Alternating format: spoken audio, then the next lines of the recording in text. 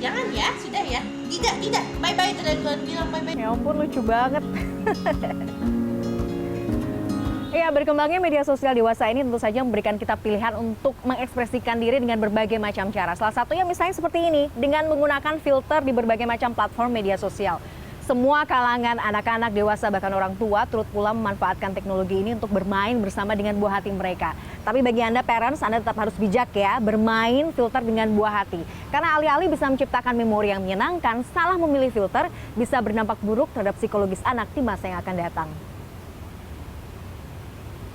Mencoba beragam filter menarik di Instagram menjadi salah satu kegemaran Siti Manggar Fatani untuk mengisi waktu bersama sang buah hati.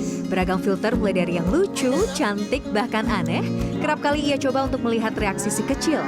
Meski begitu, ibu satu anak ini mengaku cukup selektif memilih ragam filter saat bermain dengan putri kecilnya, Zuya.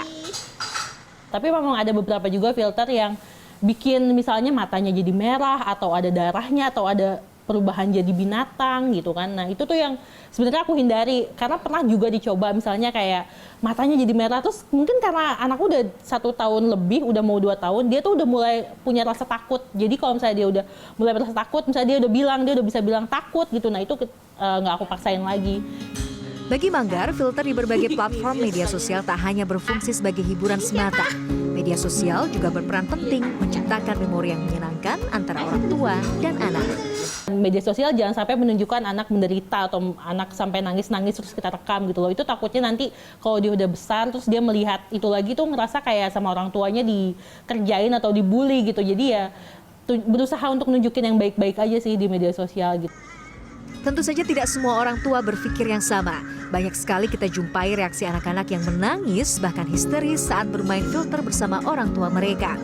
Menurut psikolog anak dan keluarga Samantha Elsner, mengunggah emosi anak yang tidak menyenangkan di media sosial sejatinya bentuk pelanggaran atas privasi anak. Kita perlu tahu dulu anak kita itu sudah di tahap usia yang mana nih perkembangan kognitifnya. Kalau masih di bawah usia 4 tahun, ya mereka tuh masih kadang susah membedakan. Kalau anaknya nangis, ya nggak usah diposting di sosial media juga. Karena itu kan melanggar hak privasi dan bagaimana anak merasa nyaman ya. Dalam jangka panjang, kebiasaan menggunakan filter yang membuat anak tak nyaman atau takut bisa memicu trauma yang akan berdampak buruk terhadap kesehatan mental buah hati. Trauma, tidak punya trust issue yang sama orang tua, sama relasi nanti, sama pertemanan, sama pasangan, itu dampak jangka panjangnya. Itu terus jadi semakin takut, jadi fobia, kecemasan. Ini juga berdampak. Jadi merasa tertekan sekali, jadi stres, jadi nanti ada perilaku yang menurun dari anak. Kemajuan teknologi digital yang berimbas pada perubahan perilaku bermedia sosial memang tidak bisa dinafikan. Namun sebagai orang tua, menjadi filter pertama bagi anak-anak tentu menjadi sebuah tanggung jawab moral. Bijaklah bermedia sosial dan pastikan kesehatan mental anak tetap menjadi prioritas.